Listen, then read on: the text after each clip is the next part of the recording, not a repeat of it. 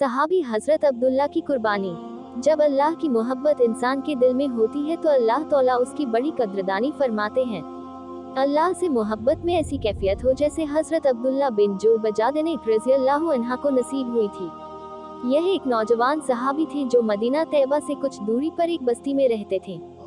दोस्तों से मालूम हुआ कि मदीने तैयबा में एक पैगंबर सल्लल्लाहु अलैहि वसल्लम तशरीफ लाए हैं। चुनाचे हाजिर हुए और चोरी छिपे कलिमा पढ़ लिया। वापस घर आए। घर के सब लोग अभी काफिर थे, लेकिन मोहब्बत तो वह चीज है जो छिप नहीं सकती।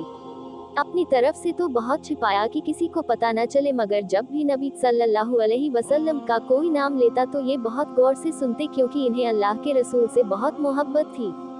चुनांचे घर वालों ने अंदाजा लगा लिया कि कोई न कोई मामला जरूर है। एक दिन चचा ने खड़ा करके पूछा, बताओ भाई कलिमा पढ़ लिया है?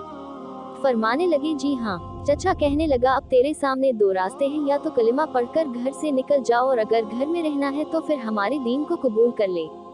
चुनाचे हजरत अब्दुल्ला ने एक ही लम्हे में फैसला कर लिया। फरमाने लगे, मैं घर तो छोड़ सकता हूँ लेकिन अल्लाह के दीन को नहीं छोड़ सकता।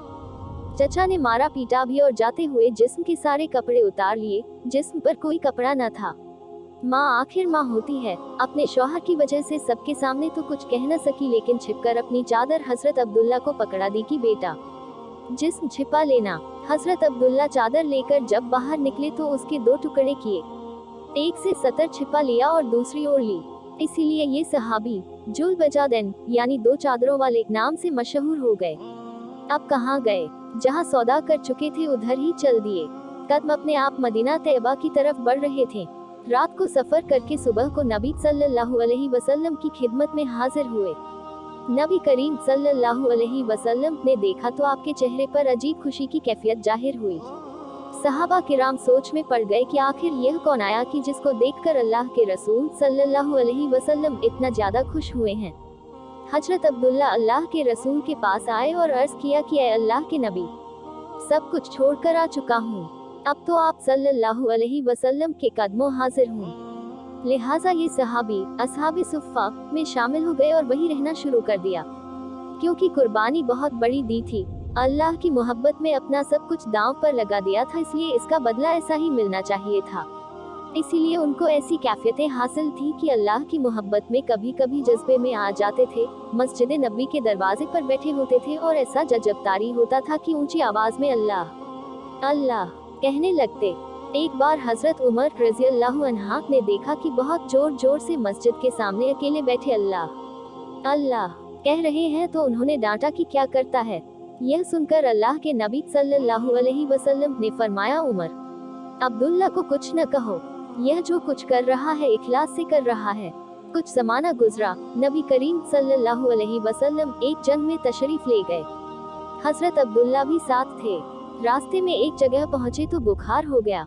नबी करीम सल्लल्लाहु अलैहि वसल्लम को पता चला तो आप सल्लल्लाहु अलैहि वसल्लम हजरत अबू बकर व उमर रज़ियल्लाहु अन्हा के साथ उनके पास गए। जब वहां पहुंचे तो हजरत अब्दुल्ला की वफात के कुछ ही लम्हे बाकी थे।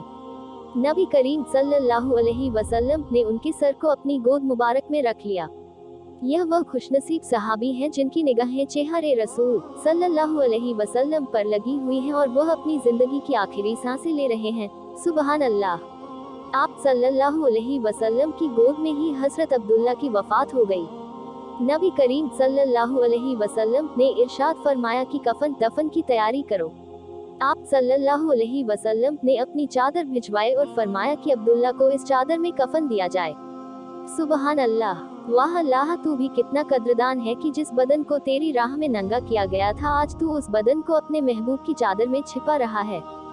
सुबहान अल्लाह। अल्लाह के साथ सौदा करके तो देखो, फिर देखना कि अल्लाह रब्बुल इज्जत कैसी कद्रदानी फरमाते हैं।